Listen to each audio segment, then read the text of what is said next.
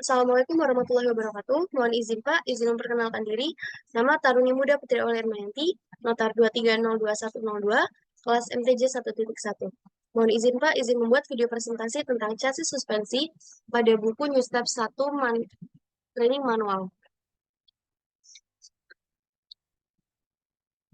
Yang pertama adalah pengertian. Secara garis besar, chassis merupakan sistem yang meliputi suspensi yang menopang axle, kemudian untuk mengatur arah kendaraan, roda, ban, dan rem untuk menghentikan jalannya kendaraan. Sistem-sistem ini berpengaruh langsung terhadap kenikmatan berkendara, stabilitas, dan lain-lain. Sistem rem sendiri digunakan untuk mengurangi atau menghentikan jalannya kendaraan dan mempertahankan posisi kendaraan pada saat diparkir. Suspensi sendiri memiliki dua tipe, yakni tipe rigid axle suspension dan tipe bebas, yakni independent suspension. Untuk fungsi dari chassis sendiri, yang pertama adalah selama berjalan, kendaraan secara bersama-sama dengan roda menyerap getaran, oksilasi, dan kejutan dari permukaan jalan. Hal ini bertujuan untuk melindungi penumpang dan barang agar aman, serta menambah kenyamanan dan stabilitas. Yang kedua adalah memindahkan gaya pengereman dan gaya gerak ke bodi melalui gesekan antara jalan dengan roda-roda. Yang ketiga adalah menopang bodi pada axle dan memelihara letak geometris antara bodi dan juga roda-roda. Komponen utama dari suspensi sendiri ada 10, yakni yang pertama pegas, shock absorber, suspension arm, ball joint, strut bar, basing karet, stabilizer bar, lateral control rod, control arm, dan juga yang terakhir bumper. Sistem suspensi ini terdiri dari komponen-komponen seperti pegas, shock absorber yang digunakan pada semua sistem suspensi. Sedangkan untuk komponen lainnya digunakan hanya pada komponen tertentu saja. Pegas sendiri memiliki fungsi untuk menyerap kejutan dari jalan dan getaran roda. Contoh-contoh tipe dari pegas sendiri ada 3, yakni yang pertama pegas coil. Pegas coil atau coil spring ini dibuat dari batang baja khusus dan berbentuk spiral. Kemudian yang kedua ada pegas daun. Pegas daun atau disebut juga lap spring yang dibuat dari bilah baja yang bengkok dan lentur. Kemudian yang ketiga adalah pegas batang torsi. Pegas batang torsi atau disebut juga dengan torsian bar spring dibuat dari batang baja yang elastis terhadap puntiran. Kemudian yang kedua ada shock absorber. Ini memiliki pengertian apabila suspensi shock absorber digunakan hanya pada suspensi yang terdapat pegas di kendaraan dan akan cenderung beroksilasi naik turun pada waktu menerima kejutan dari jalan yang berakibat berkendaraan menjadi tidak nyaman. Untuk itu, shock absorber dipasang untuk meredam oksilasi dengan cepat agar memperoleh kenikmatan berkendara dan kemampuan mencengkram ban terhadap jalan. Shock absorber sendiri memiliki 3 tipe. Yang pertama, menurut cara kerjanya, yang pertama itu shock absorber kerja tunggal atau single action. Efek merendam ini hanya terjadi pada waktu shock absorber berekspansi dan juga sebaliknya pada saat kompresi tidak terjadi efek meredam. Kemudian yang kedua ada shock absorber kerja ganda atau disebut juga multiple action. Multiple action ini terjadi apabila ekspansi maupun kompresi absorber selalu bekerja meredam. Pada umumnya, kendaraan sekarang menggunakan tipe ini. Kemudian yang kedua adalah penggolongan menurut konstruksinya. Yang pertama, shock absorber tipe twin tube. Di dalam shock absorber tipe ini terdapat pressure tube atau outer tube yang membatas working chamber atau silinder dalam dan reservoir chamber atau silinder luar. Kemudian yang kedua ada shock absorber tipe monotube, di mana tipe ini hanya terdapat satu silinder atau tanpa reservoir. Dan yang ketiga penggolongan menurut medium kerjanya. Tipe ini dibagi menjadi 2. Yang pertama, shock absorber tipe hydraulis, di mana di dalamnya terdapat minyak shock absorber sebagai medium kerjanya. Kemudian yang kedua, ada shock absorber berisi gas, di mana pada tipe ini, absorber hidraulis yang diisi oleh gas, yang biasanya digunakan pada nitrogen yang dijaga pada temperatur rendah, mulai dari 10 sampai 15 kilogram per sentimeter kubik atau temperatur tinggi 20 sampai 30 kilogram sentimeter kubik. Kemudian ball joint. Ball joint ini digunakan sebagai penerima beban vertikal maupun lateral, yang di samping itu berfungsi juga sebagai sumbu putaran roda pada saat kendaraan membelok. Kemudian ada pelumas dari ball joint sendiri. Pada umumnya terdapat gemuk atau yang melumasi bagian yang bergesekan, di mana pada saat tertentu gemuk harus diganti dengan tipe molybdenum disulfide lithium base. Yang ketiga ada stabilizer bar, di mana stabilizer bar ini memiliki cara kerja pada saat kendaraan membelok, maka stabilizer bar akan terpuntir karena salah satu ujungnya tertekan ke atas dan ujung lainnya bergerak ke bawah, dan batang lainnya menahan puntiran yang tujuannya mengurangi body roll atau memelihara bodi dalam batas kemiringan yang aman. Untuk suspensi depan sendiri, stabilizer bar biasanya dipasang pada kedua lower arm melalui bantalan karet dan lingkaran pada bagian tengah yang diikat uh, ke frame atau bodi pada kedua tempat melalui bushing. Untuk mengurangi kemiringan, stabilizer ini digunakan akibat gaya dari sentrifugal pada saat kendaraan membelok.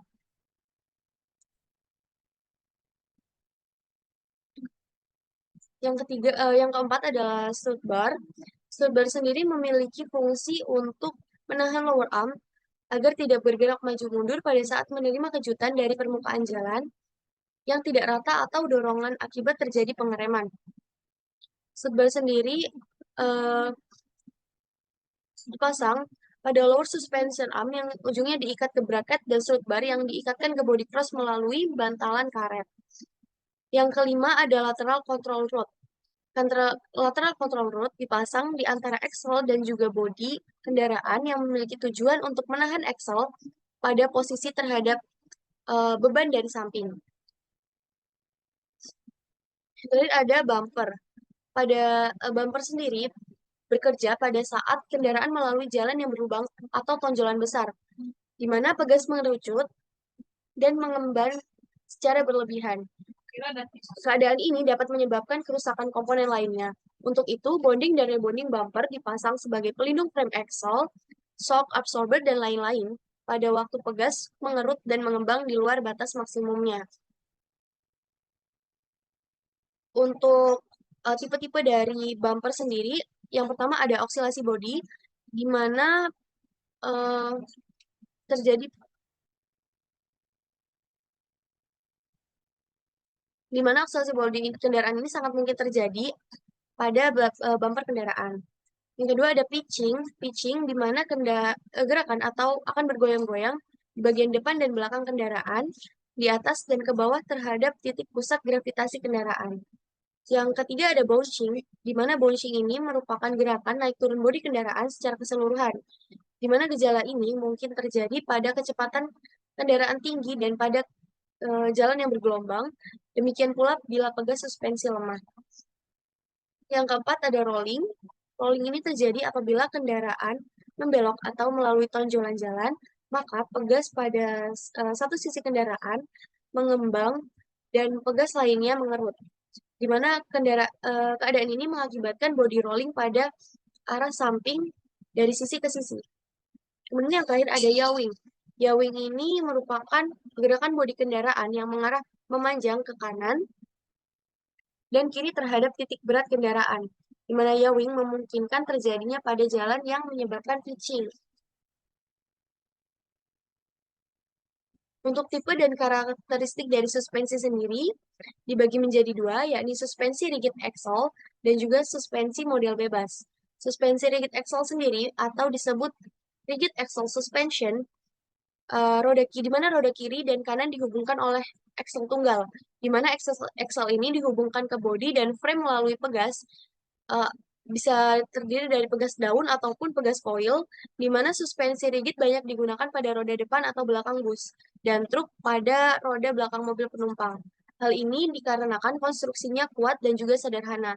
Kemudian yang kedua adalah suspensi modal bebas atau disebut juga independent suspension, di mana roda kiri dan kanan tidak dihubungkan secara langsung pada aksel tunggal. Kemudian kedua roda ini dapat bergerak secara bebas tanpa saling mempengaruhi.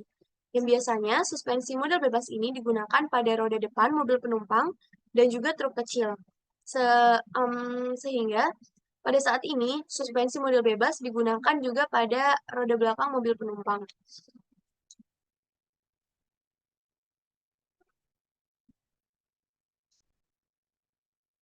Kemudian ada sistem suspensi depan.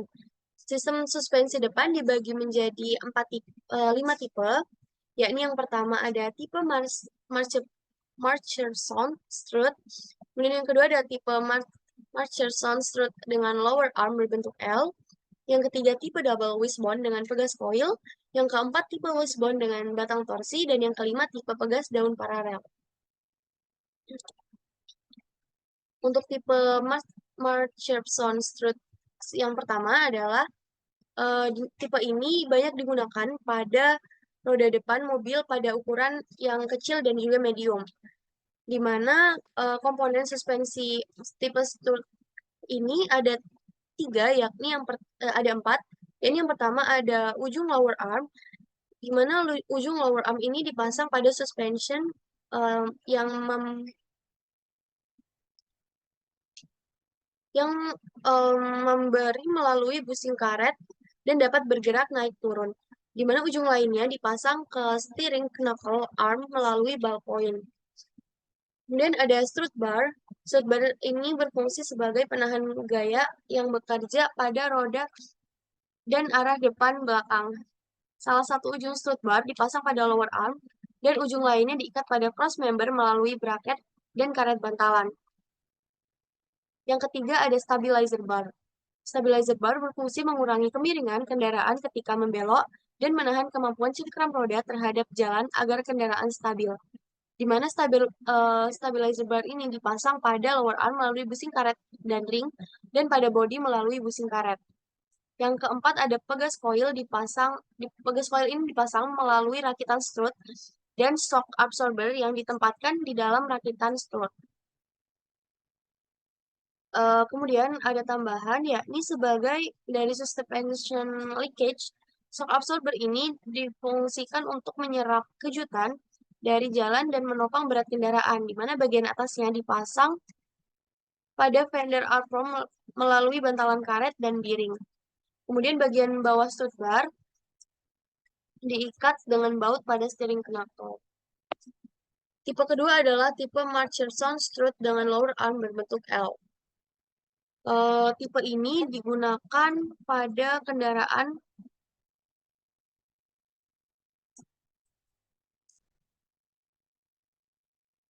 yang mesinnya di depan dan penggeraknya roda di depan. Di mana lower arm ini berbentuk L yang digunakan untuk bodi dan dua tempat melalui busing dan juga kaset knuckle melalui ball joint. Ya, di mana keuntungan dari tipe ini yakni dapat menahan gaya dari arah samping maupun dari arah depan, belakang, sehingga tidak perlu menggunakan strut bar. Tipe yang ketiga ialah tipe double wishbone dengan pegas coil, di mana suspensi model bebas ini banyak digunakan pada roda depan mobil penumpang dan juga truk kecil.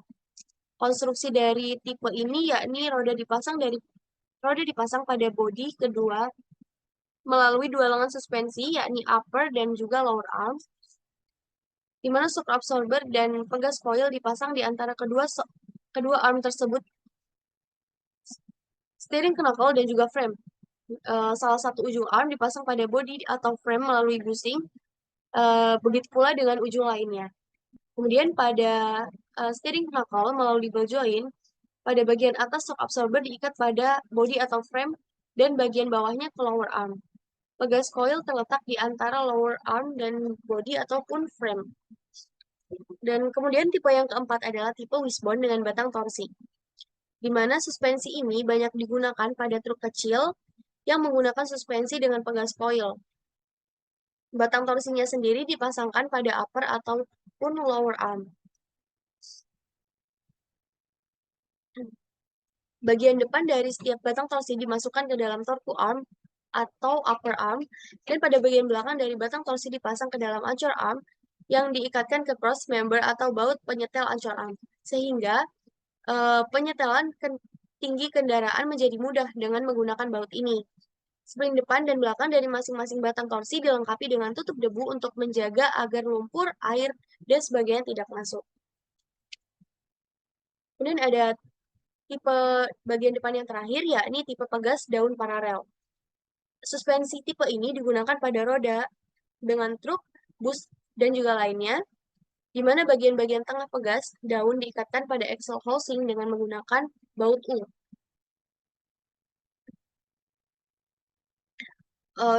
Tipe suspensi ini dibagi menjadi dua, yakni pada bagian atas dan juga bagian bawah itu memiliki pengaturan yang berbeda, di mana pada suspensi pada gambar di bawah biasanya digunakan pada roda bagian truk depan dengan penggerak roda belakang, di mana pegas daunnya diikatkan pada front axle atau e-beam dengan baut U.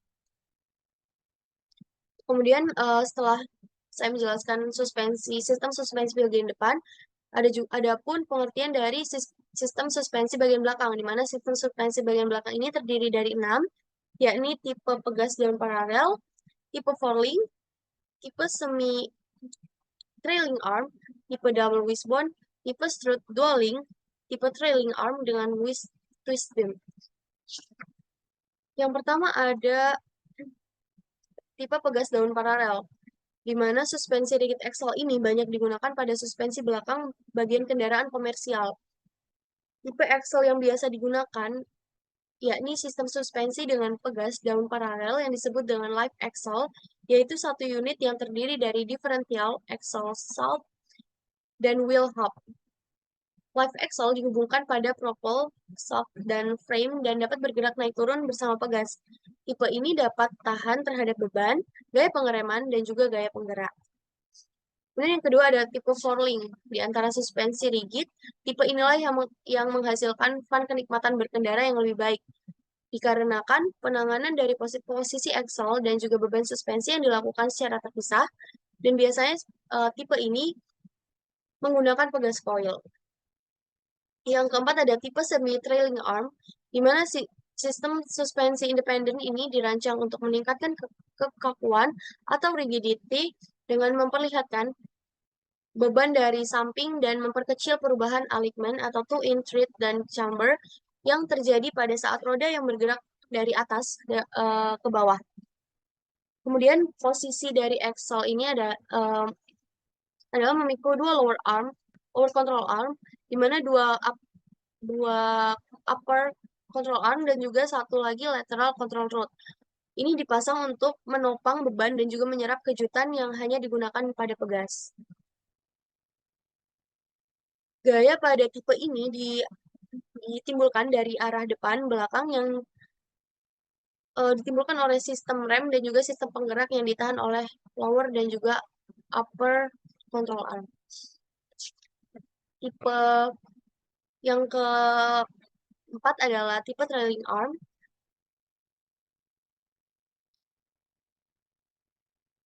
di mana suspensi independen yang dirancang untuk meningkatkan kekuatan ini diperhatikan untuk beban dari samping dan juga memperkecil perubahan alignment yang terjadi pada saat roda bergerak dari atas maupun ke bawah.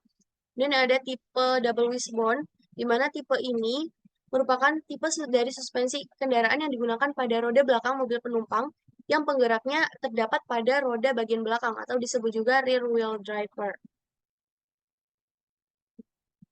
Kemudian yang terakhir ada tipe strut dual link, di mana tipe suspensi ini digunakan pada roda bagian belakang mobil yang mesinnya didin dan juga penggerak dari roda depan.